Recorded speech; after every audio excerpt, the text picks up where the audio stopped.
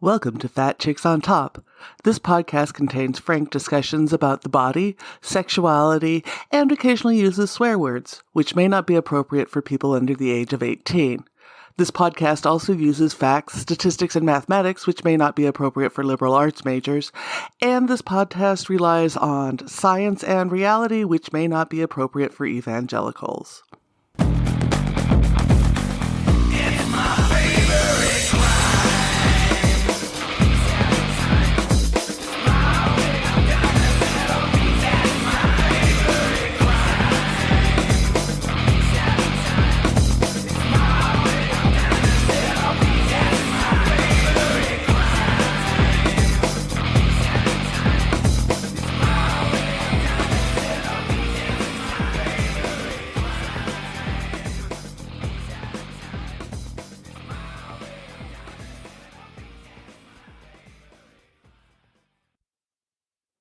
Welcome to Fat Chicks on Top. You're here today with your host, Auntie Vice, and I am excited to have Darren Campbell on. He's also known as Darren Infinity on FetLife.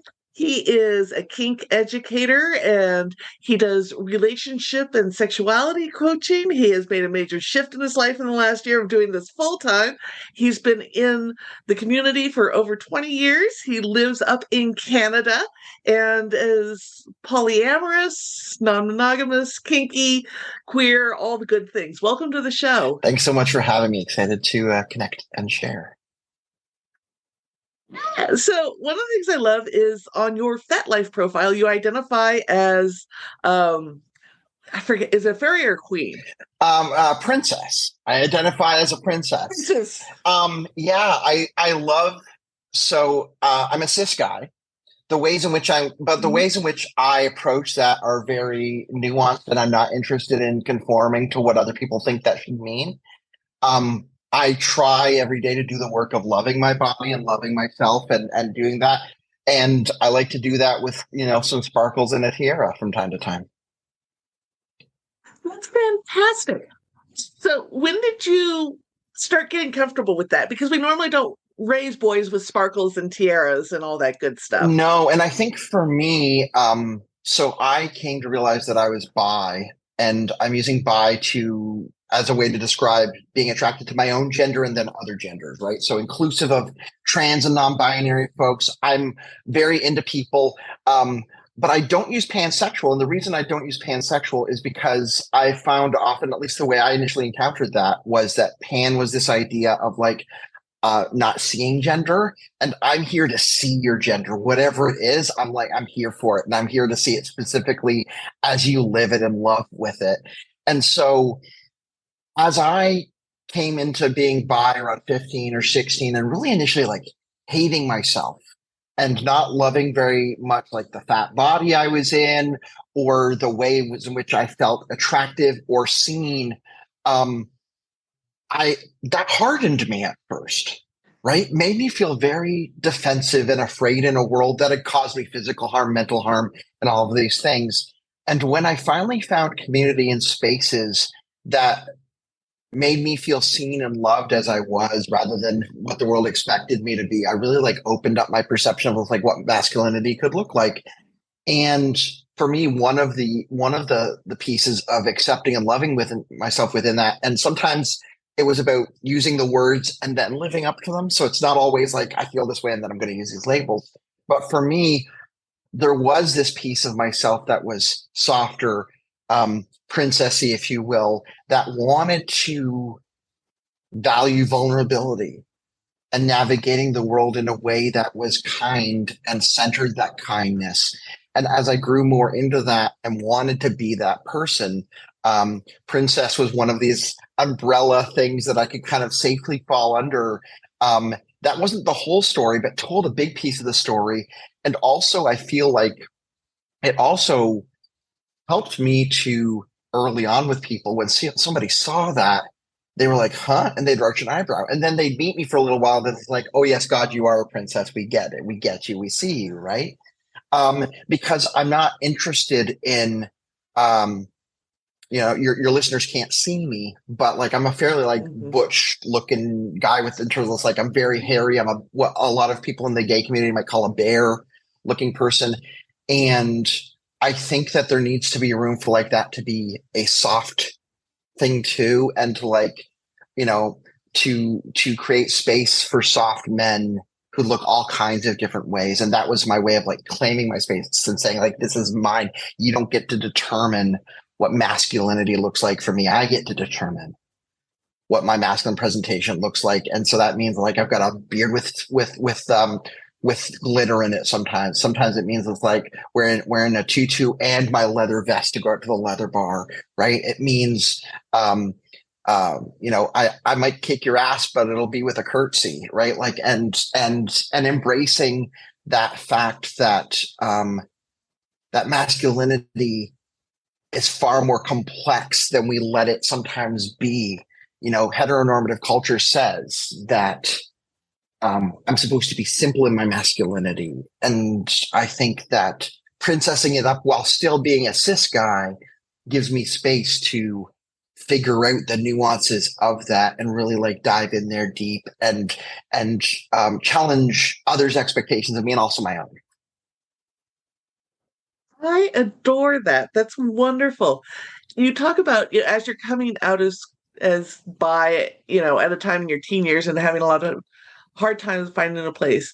Where was the first community that you found that you felt seen for who you were? So I think so to contextualize my own life. So I was born in 80, right? So I'm coming out in the mid to late 90s. And so I would say, given the context and the time that I was in, I didn't necessarily find a place. I found bits and pieces of places, and then I forged my own in a lot of ways.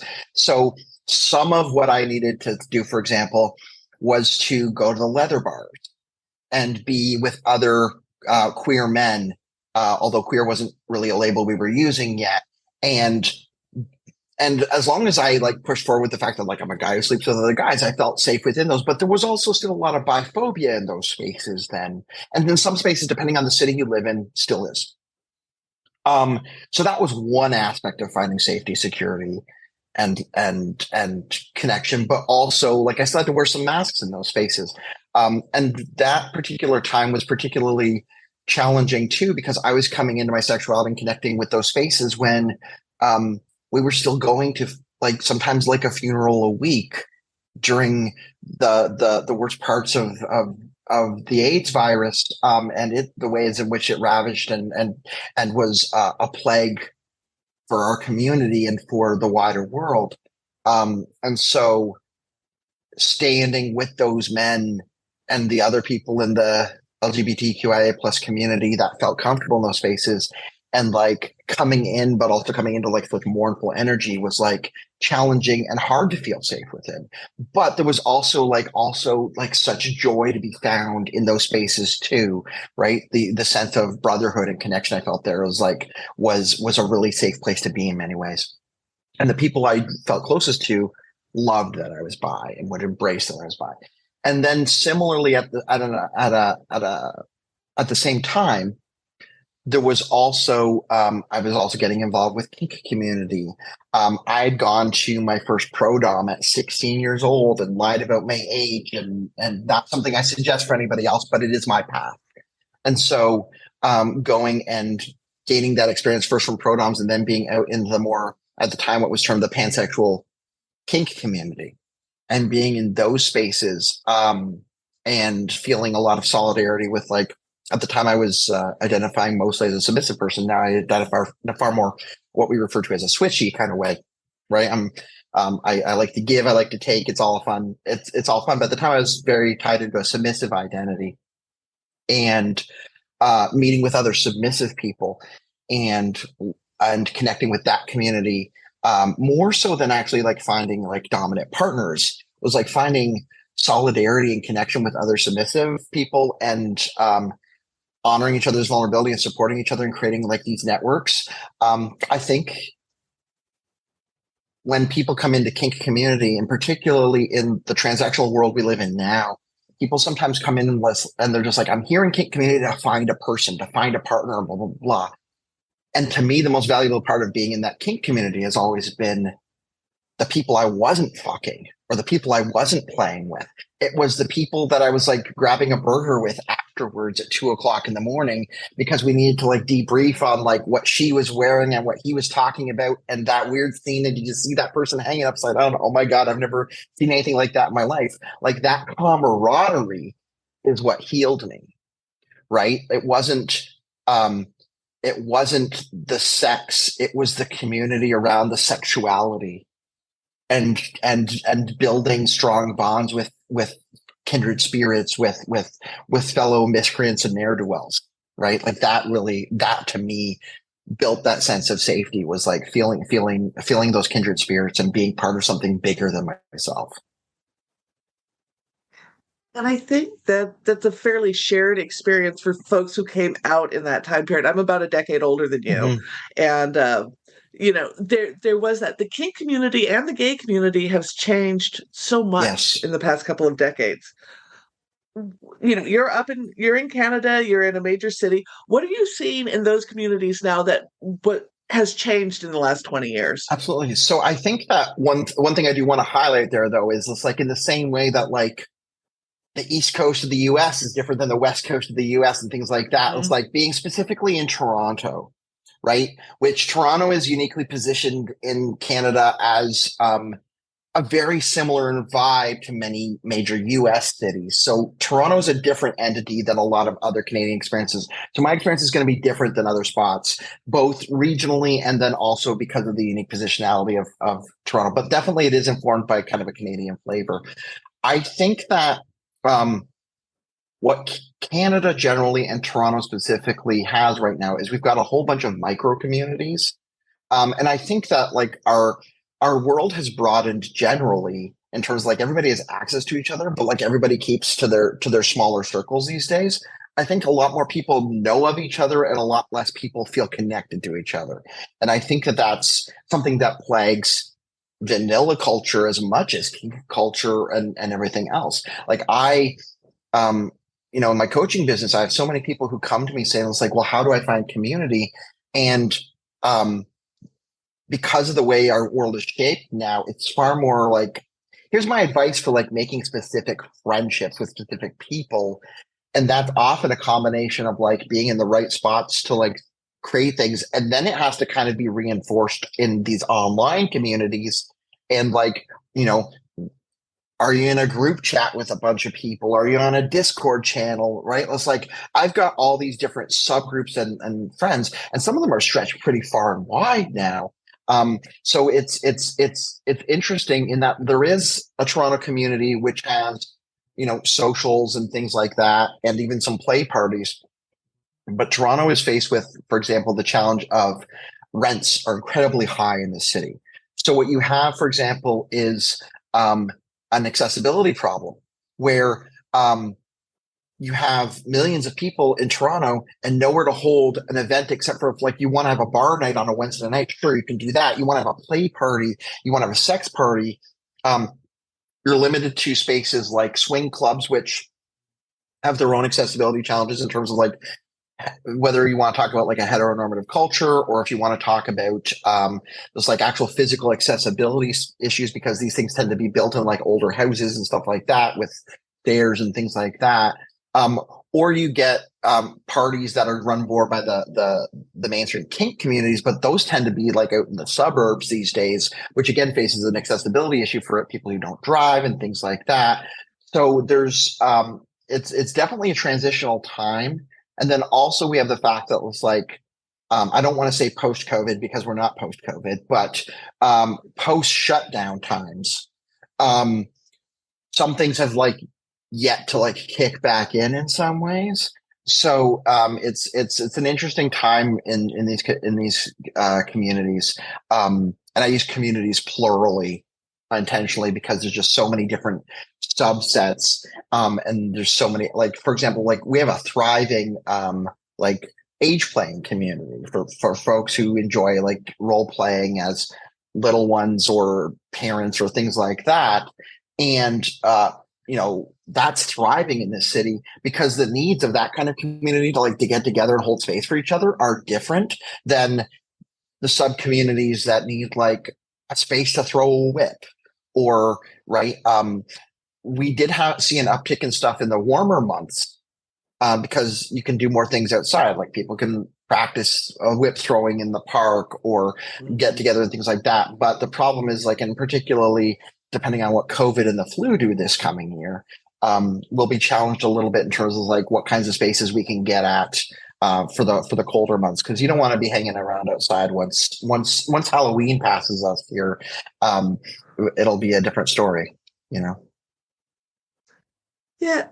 As you've come into these different communities and as you've gotten older, how has your relationship with your own sexuality and body changed?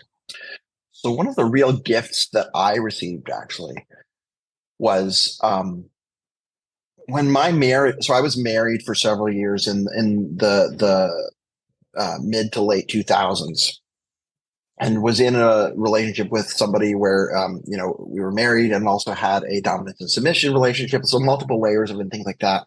And when I came out of that, one of the joys that I really got was connecting actually with people on like Twitter when it was first coming into existence, and being kind of like the love hate thing that I have with it now. But at the time, it was really a way for me to access a more queer dialogue. And I use specifically the word queer because that is not, as somebody who did not have access to higher education, like I basically went from high school and working a part-time job to working a full-time job and navigating. And I did quite well for myself, all things considered. And I survived capitalism as best I could with the tools I had. And a lot of privilege in other ways too. But one of the things I didn't have access to was education.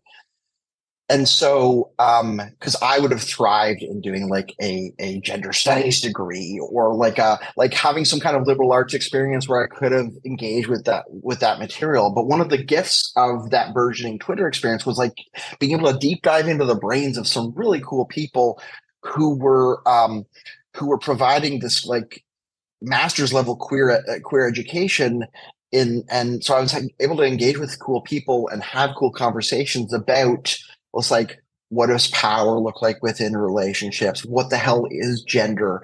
um I was still viewing, um because of the time I'd come up, I was still viewing gender in a very binary way, my own and other people's, right? And gender kind of being more like this amorphous bundle of squiggly lines, was one of the gifts, right? That gift of uncertainty, and that uncertainty is like part of, if you want to call universe design, or part of the structure is the chaos. And having access to some really cool, amazing voices, trans voices, black voices, indigenous voices, all kinds of cool intersections of ideas, and really tying into queer theory and queering of these other theories, was something that was like a real gift for me to have access to. And that gave me permission to do two important things. Number one, to like give myself permission to be a little bit more messy and less buttoned down in who I was. And then also permission to like go out and be a seeker.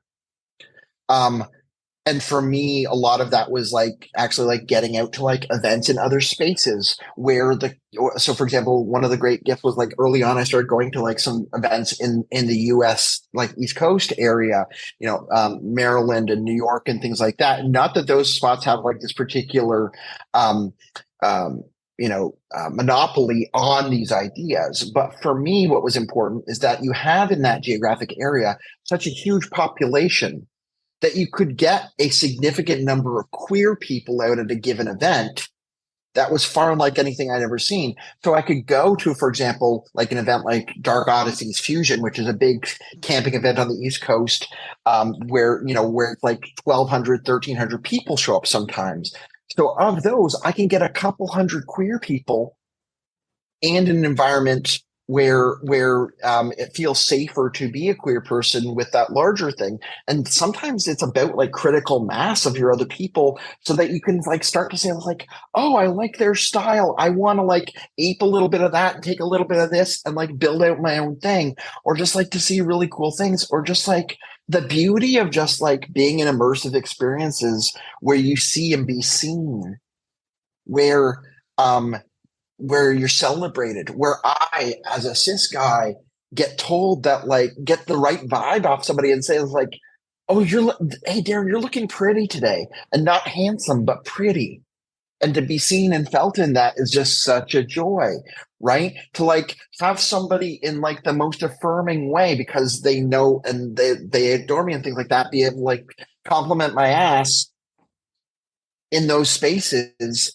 And again, like with the consent, this isn't catcalling. This is glorifying, right? To feel seen and celebrated in those spaces was like nothing else I'd ever experienced. And it wasn't that kind of thing couldn't happen where I was. It was a lot harder to find though, just because you couldn't hit that critical mass of people, right? Like Canada's population distribution is like we're mostly huddled along the border for warmth, right? Like it's it's a different thing. And like to hit the next major city outside of the greater Toronto area, we've got Toronto and then another major city, Hamilton, nearby, and like kind of a cluster of suburbs. But then other than that, you got to go four directions if you're hanging a right, and you got to go like 2 days to hang a left before you hit another major city of substantial size. Whereas in the East Coast, you've got a million plus people cities with all within striking distance of each other.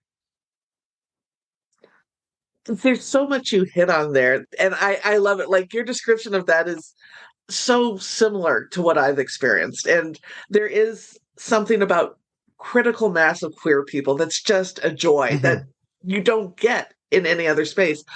But early on in that, you touched on getting comfortable with chaos and uncertainty. Yeah. And so much of what I've seen in the last several years, especially with the pandemic, most people can't handle uncertainty. No. Like it fries their brain. No. So what was it that allowed you to go, I don't have to be certain on everything? Because that is something so many of us struggle with. I think the biggest thing for me was to like actually forgive the piece of myself that wanted the certainty. To love on that piece and be just like, oh, Darren, like you're afraid right now, aren't you? Because like I'll be honest, it's like the piece of me that wanted that certainty was the piece that like didn't want to be afraid at 15 years old because somebody might find out that he was a faggot and drag him somewhere and kill him.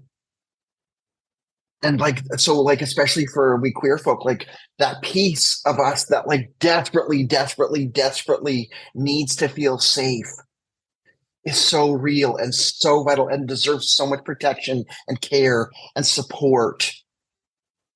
And for me, the work was like a combination of therapy and being around other people and just like sometimes having safety and being just like, oh my God, like that fear. Thank you. You took care of me. You took care of me and I love you for it. And not but and you're holding me back from my bliss right now.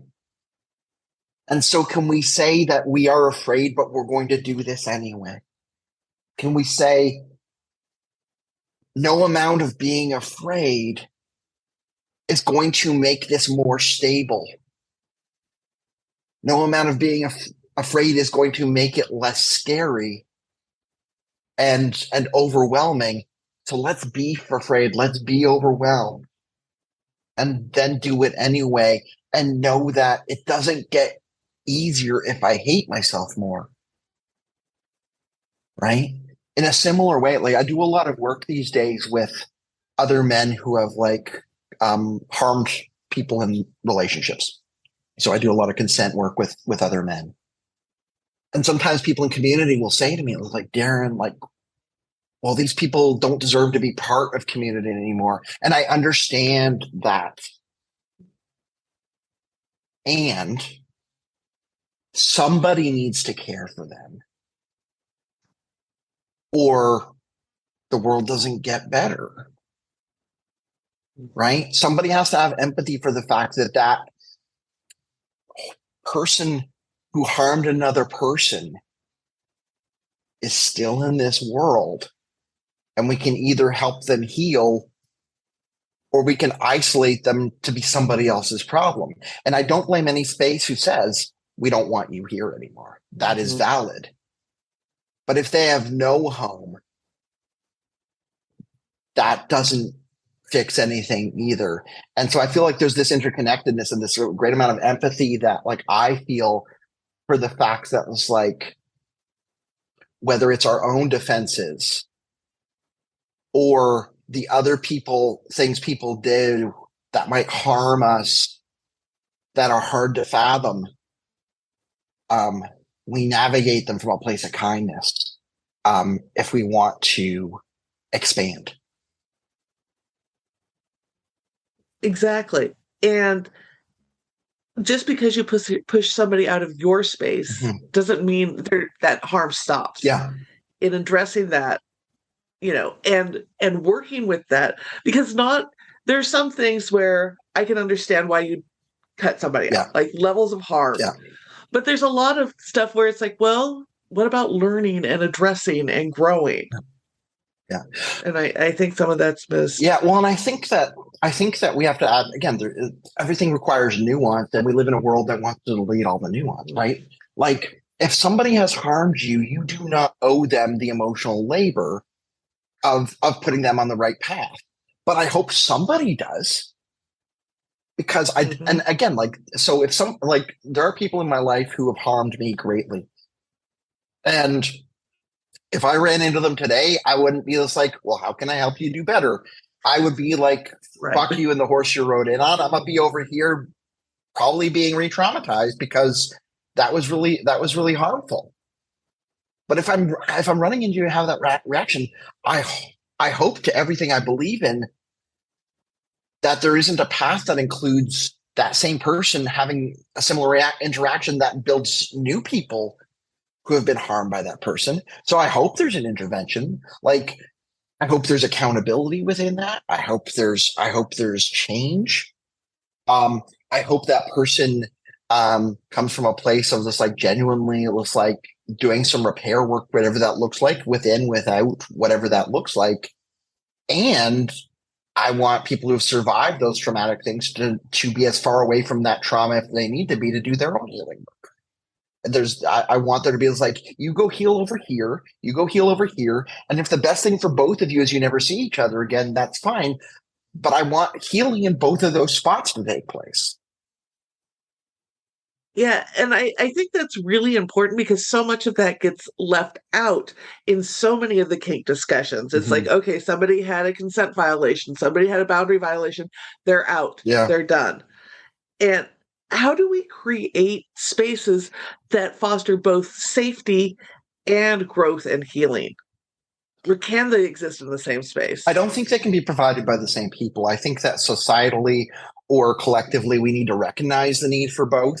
But I think we need to stay in our lanes to some degree. Like, I think for me, for example, I stay away from organizing spaces.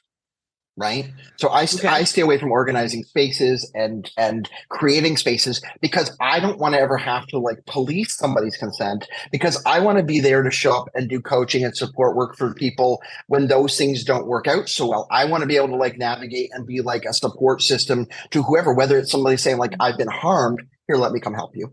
Or I've done harm, here, let me come help you. But you can't be the cop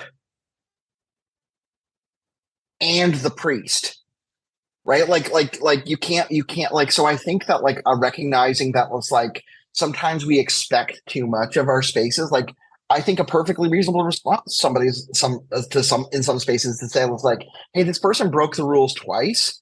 They've not initiated like their own process of healing or growing and things like that. And often that process doesn't even start and ever. And even if it does, it's often only in response to somebody saying like, you're not welcome here anymore. Right. So I don't know that it necessarily falls on spaces to do that.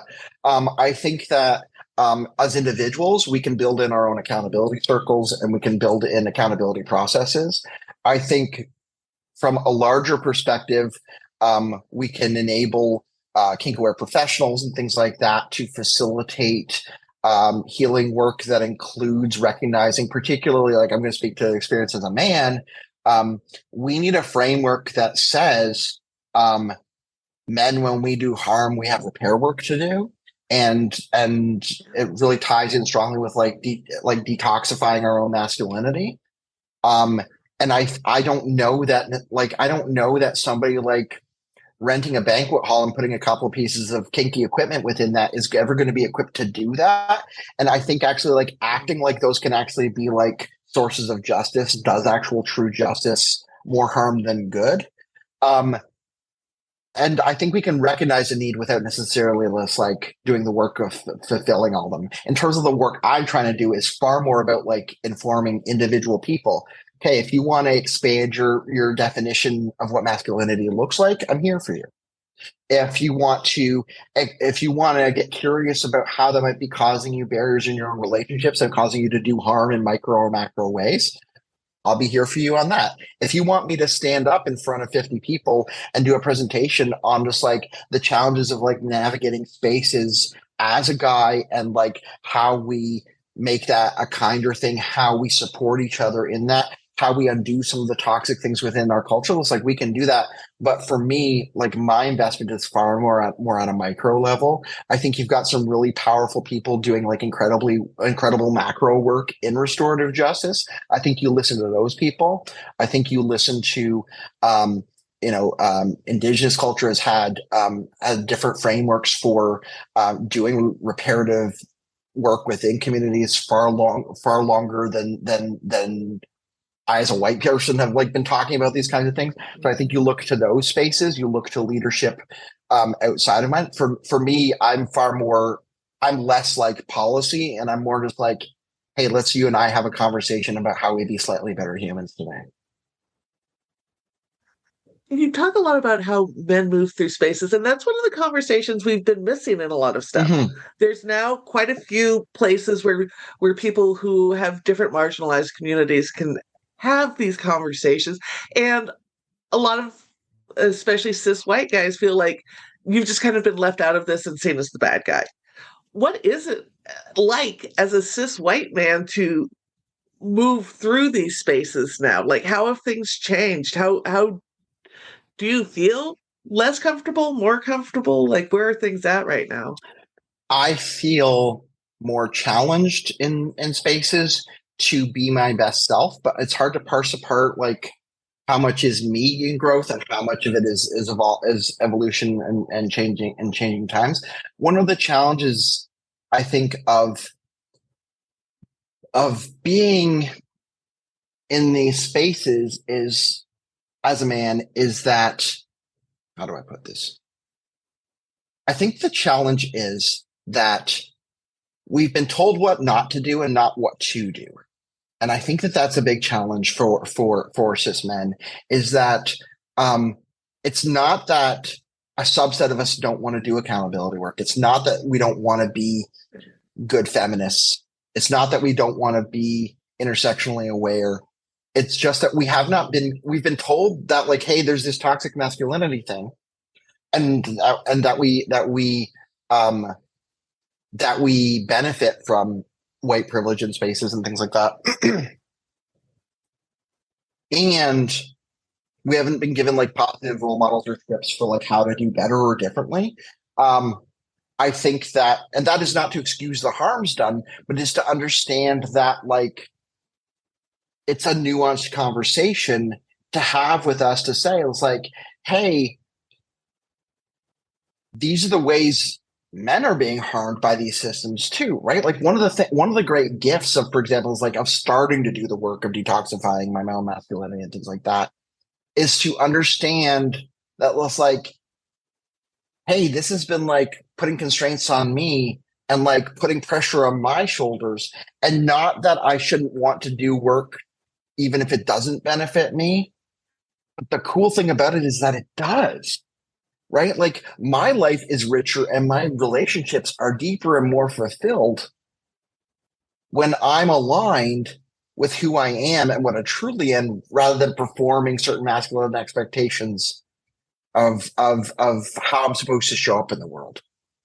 And so I think that that's an important thing to note here. I'm meeting very many men who want to do that work, don't know what that work is like.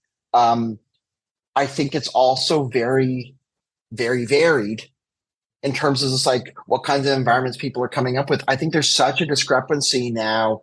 And I don't know if this discrepancy has always existed or if it's just more evident now, in that like some people are being like raised and supported in very sensitive, aware spaces. Like I see these incredibly, I see some joyous fathers embracing and loving their trans kids in this really nuanced and supportive and loving and amazing way, and like know how to do that work. And then I see vile, horrendous bullshit coming out of spaces that should be safer for people, right? It's like out of school systems. We just had elections here in Canada, like municipal elections in Ontario, and the number of people who were running for seats on school boards to bring in transphobic rhetoric and nonsense was alarming, right? So like when you've got that wide of a gap and this siloing of like different subsets of communities, like the work in each of those spaces is very, very different, right? Like the work for like that dad who's loving and giving the support that to their kid, their trans kid, that they should, is to say like, great, here's how we do even better. Here's nuance to that. Here's how you build community around that so you don't feel so alone in supporting that kid. Like, here's all the things that we want to give you to build up and like continue that good work. And also to remind you that like we don't get a gold star, there's no finish line. We just get to be a better human yesterday than today. And on the other side of things, like I feel frustrated and don't even know where to start when people are just coming from that, like, to me, such a hate inspired space. Like I feel very troubled like that.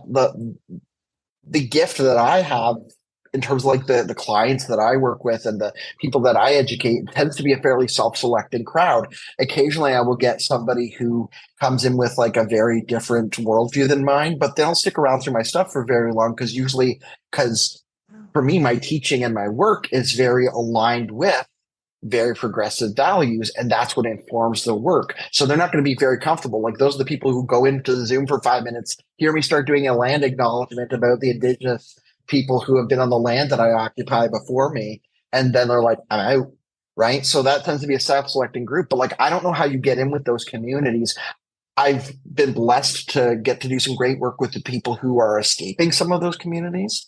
But like I want to believe there's intervention help possible in some of those like less progressive spaces, but I don't know what that looks like, and that's really beyond the scope of what I feel I bring in terms of expertise.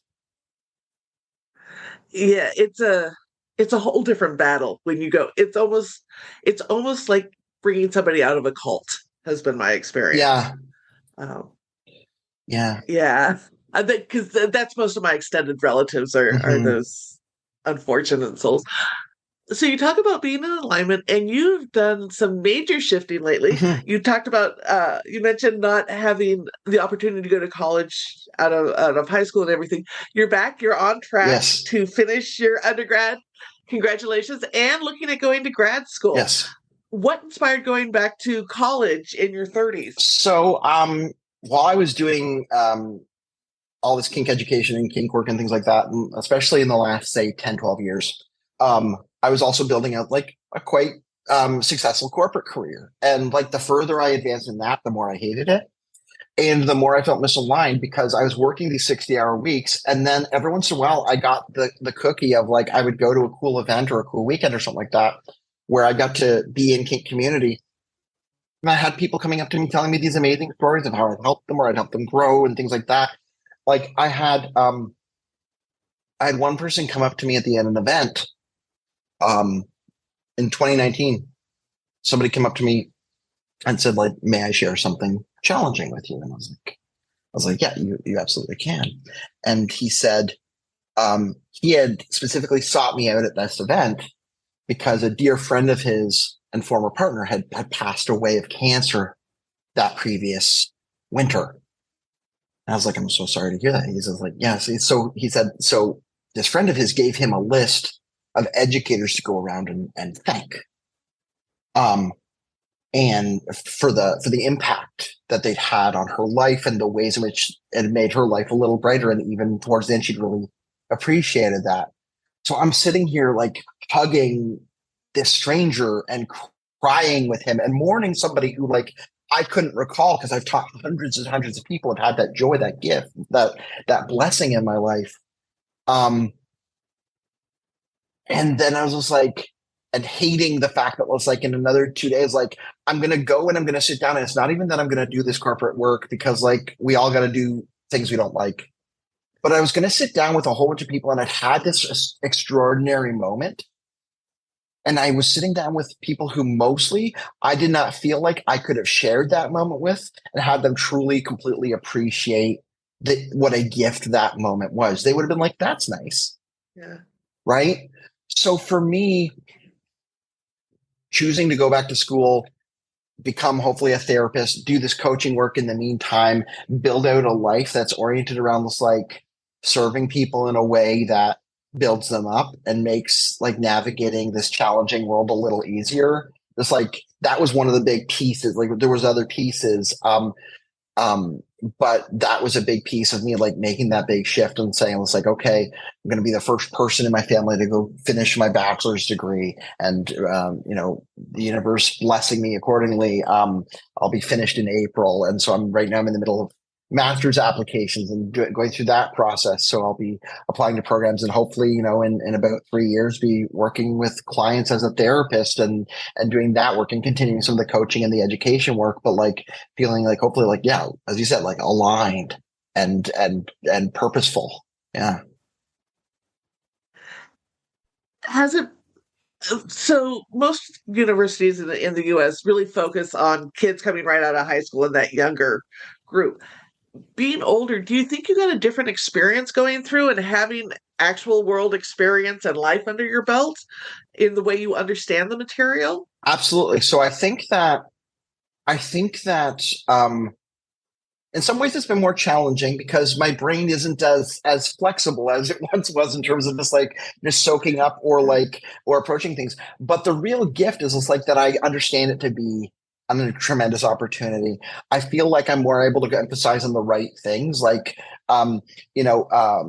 love this whole idea of just like making sure that we're like driven by really intrinsic goals instead of extrinsic goals, right? And I know that if I had gone to college when I was 20, um, I would have been like very based on like what other people were thinking of me and everything else like that. And there has to be a little bit of that because, I'm invested in community and also like I have to care what the people approving my master's application do. Like, so I'm not completely like, I haven't become like a monk about it or anything, but needing to build out a capacity to navigate these things. And then also, I think like internalize some of the stuff, particularly in some of the pieces around learning about different aspects of like different counseling modalities, like being a person who's got 20 years experience off and on of being in different therapeutic programs, like, oh yeah, that's what this person was doing when they did such and such, or that worked, or it's like, oh, that wouldn't have worked to me. That having that experience, right? I think also for me, and I don't think that this is necessary for everybody, but for me, um, we lost my father a little over 4 years ago. And having been through that and gone through a good chunk of the healing process from that and putting that relationship in perspective has really informed my understanding of like how fragile this all is. And so I feel like my father's last gift to me was like an appreciation for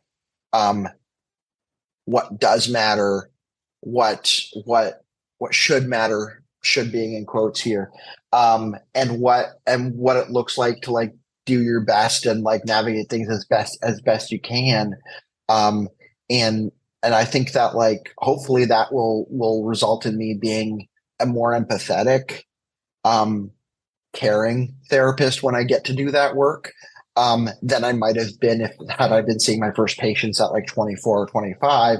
I think that there can be very competent therapists at that age. I think also, though, at least for me, I might have been like building the empathy skills I needed while seeing patients, um, in a way that might not have been great for their experience. So I think that like living a life, having been divorced, having had relationships succeed but not work out, or work out longer than they should have, or all the different permutations of like relationships and connections and falling in love and falling out of love and falling in and out of lust and navigating all these different relationships, I think adds a nuance that I hope that will like result in a lot of like trust and connection with my future clients on the therapeutic side. And you already emanate that. Like you are just this ball of light. I love talking to you. I love your classes for this reason. It's just this joy that comes out of you that comes with this, which is delightful. Um, you also had another major milestone. You've recently turned 40. 42, coming around to 43 soon enough. Yeah. How was passing that 40 hump? I think that, I had a harder time when I turned 30. I think 40 wasn't so much of a hump as like a holy shit, I got here. Um, like that felt like I remember this like being that 15-year-old boy who didn't see a future, who was so it's like the fact that like I got here when you know like unfortunately like loving queer people means to like lose some of us to systems and to self-harm and to all kinds of things that um does not have to be and within queer community but often is because of the world we're navigating. And so I don't think I had an image in my head of like what like happily ever after looked like. So I feel like hitting this like just feels like a gift. In some ways feels like a gift. In some ways it's just like just keep swimming, Dory. Like just keep swimming. Um, but I think that like it didn't like hit me with a thought, but I definitely think it made me more contemplative of just like what does health mean? What does like how am I defining on that? The ideas I had about like the things I could put off or not in terms of my own mental health or my physical health, in terms of those like my prioritizations and things like that. Um, Hitting this age and recognize and starting to like fully internalize like how many sunrises do I have left? Um, that feels a little bit more real. And I might hit another, and then I might think it was like, I didn't know shit at 40. And when I turn 50, I might feel completely that way. And I look forward to that pleasant surprise. But like that 50 actually feels doable and foreseeable now in a way that 40 never did in my 20s and teens. So I think that that's just a big piece is like it wasn't necessarily like a thought, but more of like like this is you, like you in your life versus like always looking forward. It's like when this, when that. And so it's like, how do I live now? It's kind of been a lot more predominant for me. I love that. If folks want to find you, if they want to book a coaching session with you, if they want to take a class, plug all the things. Absolutely. So I'm kind of hectic and sporadic on the social media, so forgive me for that. Landing place to be is learngrowrepeat.ca. That's the website. You can find all my classes there, workshops, media appearances, all that kind of stuff. I'm also on, if you're a kinkster, I'm on the FetLife. So it's Darren_Campbell, Campbell. You can find me there. I'm in the middle of like trying to rebrand all my stuff. So on Twitter, you can find me at Darren_Infinity on there. Twitter's just more of like where I brain dump dumb stuff and occasionally remember to promote a class. But like if you're on FetLife, Darren_Campbell. But if you connect with me on my website, that's the best way to like reach out to me one-on-one. Please don't send me FetLife messages. That's where hope goes to die. Email me and I'm happy to connect with folks. Or if you want to book I do a free introductory session with folks if they want to check out my what I offer and what I do in terms of my coaching approach. Do a free half-hour session, and when people actually get to the paid work, I do offer a sliding scale as needed for folks. So the best place to land is learngrowrepeat.ca. Folks, check him out. I've taken Darren's classes. I love his classes. He's wonderful to learn from. And we'll have all those links up in our show notes. Thank you for being on the Oh, thrilled to show. be here. Thanks so much for the work you're doing.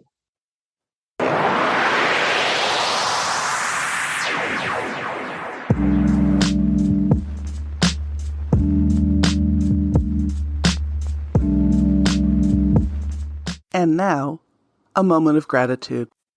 I am super grateful for community, and specifically for the ways in which my community, which isn't just like a space, but is like specific people, have shown up for me and are really, really rooting for me. Um, and some of the people that I teach in my classes have become part of that, right? It's like, you know, if you told, apparently today is the day I'm like going to feel fairly nostalgic. Like if you told 15, 16-year-old me that I would like be this blessed with community and not feel alone as often, I would have thought you were crazy. Like I thought it was like that my whole world just had to exist between my own ears because I was just feeling so isolated and singular and not seen and not celebrated. So yeah, I'm very thankful for that. And I'm thankful that I was able to run towards that by embracing the parts of myself that I thought would make me hard to love. Right? It's so easy to have a script that says this, and this make me hard to love. Those are often the things that, with the right people, they will fall in love with us so easily and celebrate us in ways that we did not think could happen. So I'm very thankful for the people that celebrate me and let me celebrate them. That's what I'm very thankful for these days.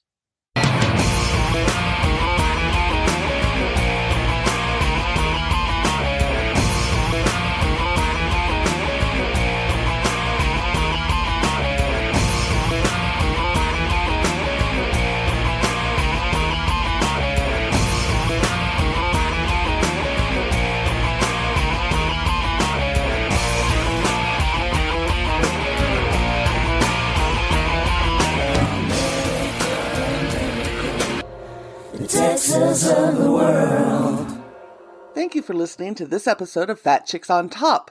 Please like, subscribe, and review our podcast on whatever platform you listen to it on. If we like your review, we may even read it online. This has been an Auntie Vice production. Producer and host, Rebecca Blanton. Audio production by Sharon Smith. Music by David Manga. And more music by Sharon Smith. For more information about Fat Chicks on Top, please visit our website for all things Fat Chicks at fatchicksontop.com.